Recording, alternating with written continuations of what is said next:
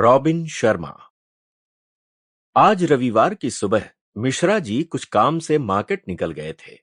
वो मार्केट से काम खत्म करके निकलना ही चाह रहे थे कि उनकी नजर एक जगह पर जाकर टिक गई। उन्होंने देखा कि अब्बास चाचा की दुकान पर शुक्ला जी खड़े थे। अब्बास चाचा कई सालों से किताब की दुकान चलाते थे। उनकी दुकान में पुरानी किताबें मिलती थीं और काफी कम दाम में मिल जाती थीं। अब मिश्रा जी आगे बढ़े और पीछे से जाकर उन्होंने धीरे से कहा, सर जी, कितनी किताबें पढ़ते हैं आप? आवाज सुन शुक्ला जी पलटे। अरे भाई मिश्रा, तुम किसी खास काम से आए थे क्या? हाँ सर, कुछ काम था। आप खास करके किताब लेने के लिए ही आए हैं या किसी और काम से आए हैं? शुक्ला जी ने उन्हें एक किताब दिखाते हुए कहा, यह लेने आया था।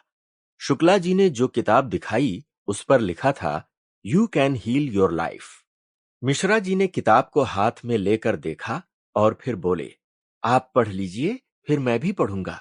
ये सुन शुक्ला जी बोले, हाँ भाई, तुम भी पढ़ लेना, पर फिलहाल तुम यहां मिले हो तो कोई एक किताब तुम पसंद करो, मैं तुम्हारे लिए खरीद देता हूं। नहीं नहीं सर, इसकी क्या जरूरत है? मिश्रा जी थोड़ा शर्माते हुए बोले। शुक्ला जी ने उनके कंधे पर हाथ रखा और कहा, देखो, मेरा ये उसूल रहा है कि किताब की दुकान पर अगर कोई अपनी जान पहचान का मिले तो उसे एक किताब जरूर भेंट करनी चाहिए। तभी बीच में अब्बास चाचा बोल पड़े, ये बड़ा ही नेक उसूल है आपका शुक्ला जी। मिश्रा जी, आप ये किताब ले लो। ये कहकर अब्बास चाचा ने एक किताब उनकी तरफ बढ़ा दिया, जिस पर लिखा था, the monk who sold his Ferrari. किताब को देखकर मिश्रा जी ने कहा, लेखक का नाम रॉबिन शर्मा है, भारतीय लेखक है ना?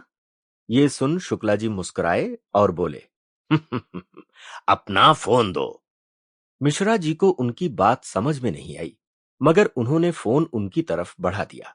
शुक्ला जी ने फोन लिया और उसमें स्टोरी टेल ऐप चालू किया। फिर उन्होंने ऐप के सर्च बॉक्स में लिखा, रॉबिन शर्मा। सामने रॉबिन शर्मा की ऑडियो फाइल आ गई। अब शुक्ला जी ने उन्हें फोन वापस लौटाते हुए कहा, इस किताब को पढ़ने से पहले तुम ये सुनो और सुनकर मुझे फोन करना। इसे सुनकर तुम्हें पता चल जाएगा कि रॉबिन शर्मा भारतीय लेखक हैं या नहीं। Sample complete. Ready to continue?